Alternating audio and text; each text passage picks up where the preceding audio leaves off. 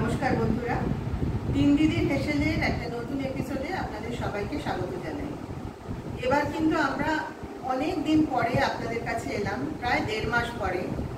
আসলে আপনারা সবাই জানেন যে আমাদের চারদিকের যা পরিস্থিতি, সেখানে সত্যি করে মনের ভেতর থেকে এই ধরনের ভিডিও করার মতো কোনো তাগিদ অনুভব করতে পারছিলাম না।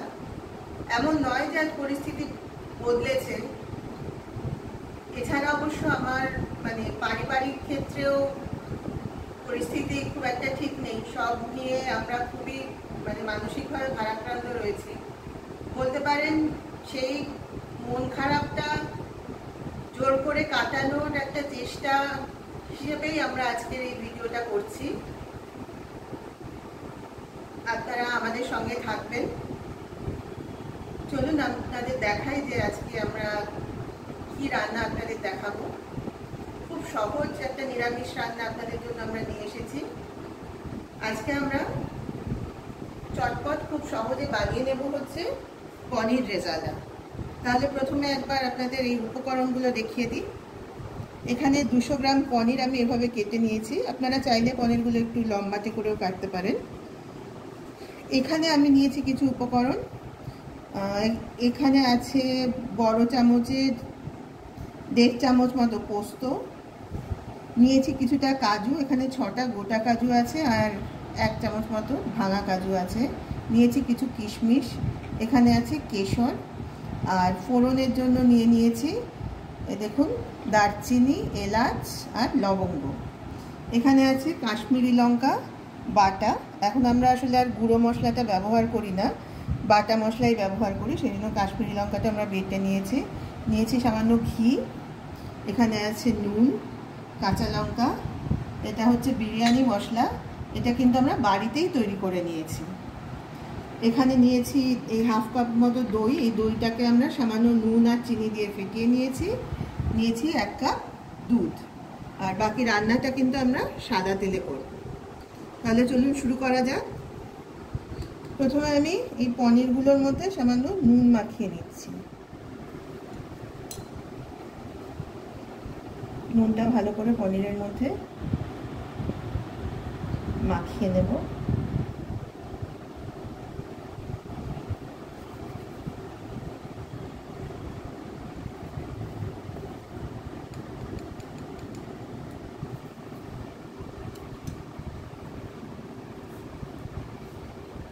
আমরা রান্নাঘরে এসে গ্যাসে একটা কড়াই বসিয়ে দিয়েছি। কড়াইতে দিয়ে দিয়েছি এই বড় চামচের 2 চামচ মতো সাদা তেল।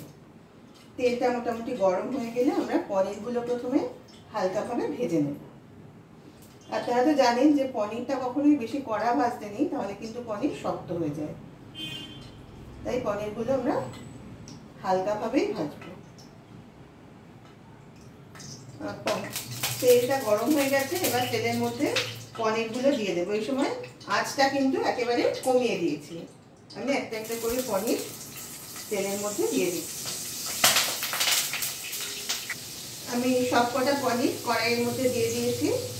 এবার হালকাভাবে পনিরগুলো প্রথমে ভেজে নেব।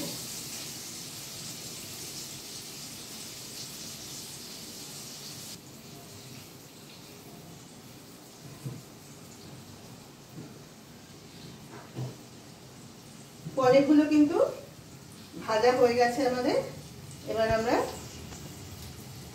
ওই ভাজা পনিরগুলো একটা প্লেটে তুলে নেব।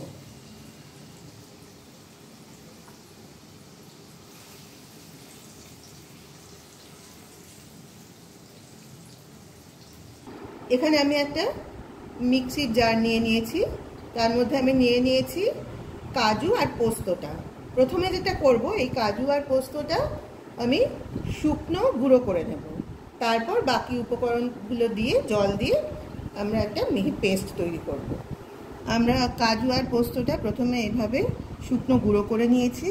এবার এর মধ্যে দিয়ে দিচ্ছি কিশমিশগুলো, আর তার সঙ্গে দিয়ে দিচ্ছি 2টো কাঁচা লঙ্কা।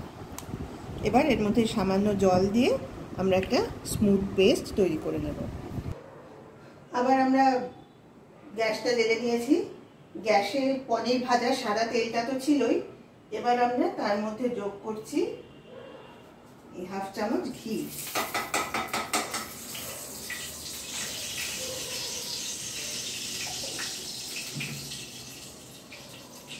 ঘিটা ভালোভাবে নেড়ে গলিয়ে নেব। এবার ফোড়নের জন্য যে গরম মশলাটা রেখেছিলাম, দারচিনি, এলাচ আর লবঙ্গ, সেটা এবার কড়াইতে দিয়ে দিচ্ছি। আমরা একটু থেতো করে নিয়েছিলাম মশলাগুলো, এবার সেটা কড়াইতে দিয়ে দিলাম।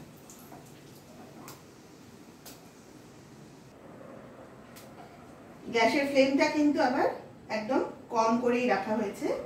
ফোড়নটা একটু নাড়াচাড়া করে নিয়ে যখন সুন্দর গন্ধ বেরিয়ে গেছে, এবার কড়াইয়ের মধ্যে দিয়ে দিচ্ছি সেই বেটে রাখা মশলার পেস্টটা।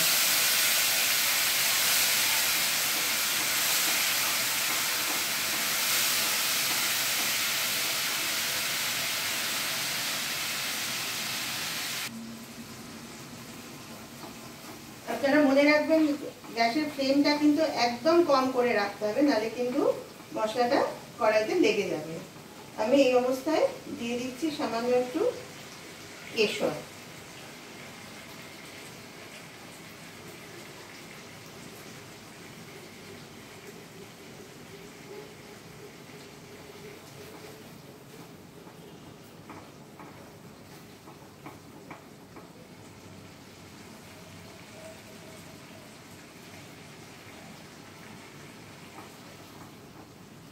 এবার একটু রং হওয়ার জন্য দিয়ে দিচ্ছি এই 1/2 চামচ মতো কাশ্মীরি লঙ্কা বাটা।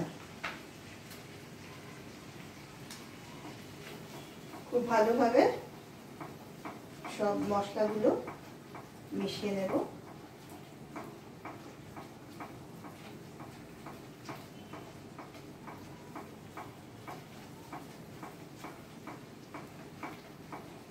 ভালোভাবে মশলাটা কষাবো একদম মিনিমাম আঁচ করে।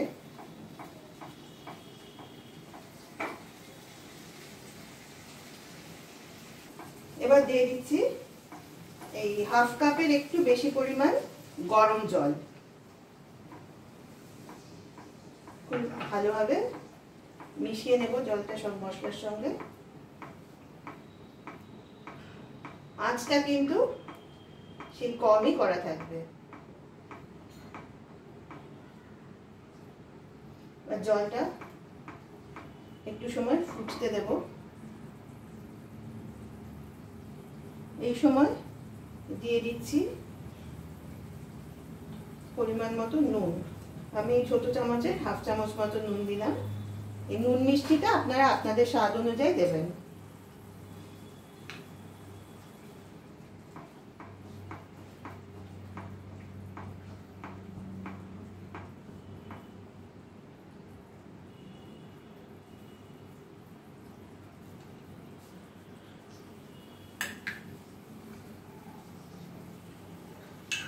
এবার আমি কড়াইতে দিয়ে দিচ্ছি আগে থেকে ফেটিয়ে রাখা টক দইটা।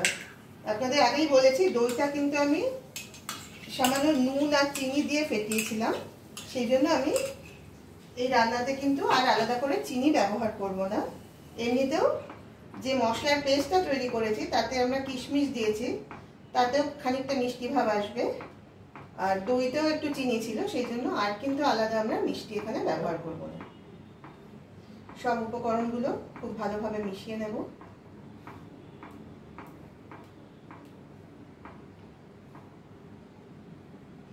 দু থেকে 3 মিনিট গ্রেভিটা এইভাবে ফুটতে দেব। প্রায় 3 মিনিট মতো গ্রেভিটা ফুটিয়ে নিয়েছি। এবার আমি এর মধ্যে দিয়ে দিচ্ছি এই 1 কাপ দুধের থেকে অর্ধেকটা মতো, 1/2 কাপ মতো দুধ এখানে দিলাম। এবার আঁচটা একটু বাড়িয়েছি, একদম মিনিমামের থেকে একটু বাড়িয়েছি, বেশি কিন্তু বাড়াবেন না। এইভাবে আরো 3 মিনিট মতো এই গ্রেভিটা ফুটতে দেব। আরো প্রায় 3 মিনিট মতো গ্রেভিটা ফুটে গেছে। এবার আমি ভেজে রাখা পনিরগুলো এই গ্রেভির মধ্যে দিয়ে দিচ্ছি। খুব ভালোভাবে মিশিয়ে দেবো পনিরগুলো গ্রেভির সাথে।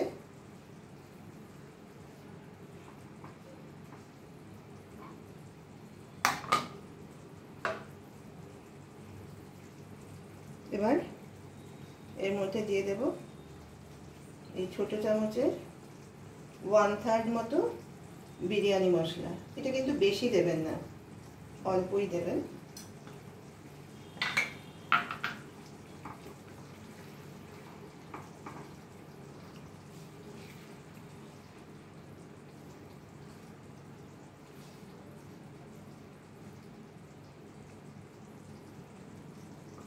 আরেকটা জিনিস আমি এখানে অ্যাড করব, যেটা আমি উপকরণ দেখানোর সময় আপনাদের দেখাতে ভুলে গেছিলাম। এটা হচ্ছে কেওড়া ওয়াটার। এই রেজালার স্বাদ আর গন্ধ ঠিক আনতে হলে কিন্তু এই কেওড়া ওয়াটারটা ব্যবহার করা জরুরি। আমি এই 1 ঢাকনা মতো কেওড়ার জল এখানে দিয়ে দিলাম। আপনারা চাইলে এর সাথে গোলাপ জলও ব্যবহার করতে পারেন, কিন্তু আমি আর গোলাপ জলটা দিলাম না। কেওড়া জল গোলাপ জল দুটোই একসঙ্গে দিলে অনেক সময় গন্ধটা একটু বেশি চড়া লাগে, সেটা আমার ঠিক ভালো লাগে না। সেই জন্য আমি শুধু কেওড়া জলটাই দিলাম, গোলাপ জলটা দিলাম না। তবে আপনারা ইচ্ছে করলে অবশ্যই সেটা দিতে পারেন। তাহলে আমাদের আজকের এই পনির রেজালা কিন্তু তৈরি হয়ে গেছে। এবার আমি গ্যাসটা অফ করে দিলাম। এটা একটা সার্ভিং বোলে ঢেলে নিয়ে এবার এটাকে সার্ভ করে দেব। এই যে দেখুন তৈরি হয়ে গেছে আমাদের আজকের রেসিপি পনির রেজালা। এটা যদিও সম্পূর্ণ নিরামিষ একটা রেসিপি, তবে স্বাদ কিন্তু অসাধারণ। আর সামনেই পুজো আসছে, পুজোতে আমরা বিশেষ করে ষষ্ঠী আর অষ্টমীর দিন কিন্তু অনেকেই নিরামিষ খেয়ে থাকি। এরকম কোনো দিনে এরকম একটা রেসিপি আপনারা অবশ্যই ট্রাই করতে পারেন। আর পনির রেজালা কিন্তু আপনারা পোলাও, জিরা রাইস বা পরোটা, নান যে কোনো কিছুর সাথেই খেতে পারেন। সব কিছুর সাথেই কিন্তু এটা খুবই ভালো লাগবে খেতে।